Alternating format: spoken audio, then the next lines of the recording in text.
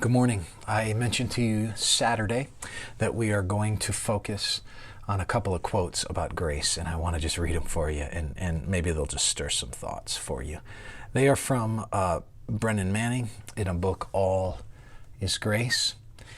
Brennan wrestled until the day he died with alcoholism.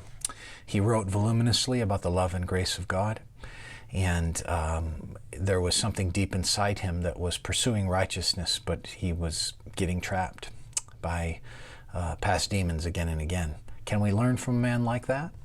I think we can, and I have that as a proposal as I read you two quotes on grace. Listen close.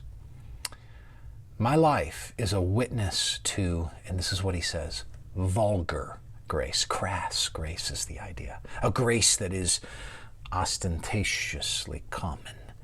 My life is a witness to vulgar grace, a grace that amazes as it offends, a grace that pays the eager beaver who works all day long the same wage as the grinning drunk who shows up at 10 till 5. A grace that hikes up the robe and runs breakneck toward the prodigal reeking of sin and wraps him up and decides to throw a party. No ifs, ands, or buts.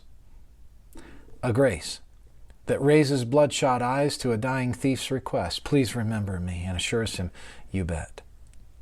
This vulgar grace is indiscriminate compassion. It works without asking anything of us. It's not cheap, it's free. That's an important statement. And as such, will always be a banana peel for the orthodox foot and a fairy tale for the grown-up sensibility. Grace is sufficient, even though we huff and puff with all our might and try and find something or someone that it cannot cover. Grace is enough. He concludes this in a second quote.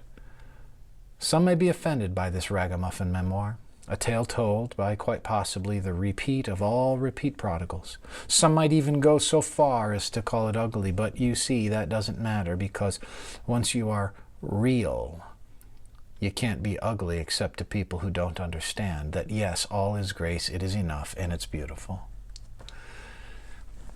I find those quotes so compelling.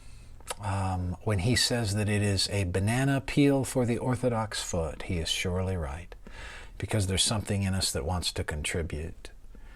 And yet I think it despises God for us to think of contributing, and I think it betrays our self-righteousness to object to the wage that workers who came late into the vineyard receive, when it's equal our wage if we've tarried long.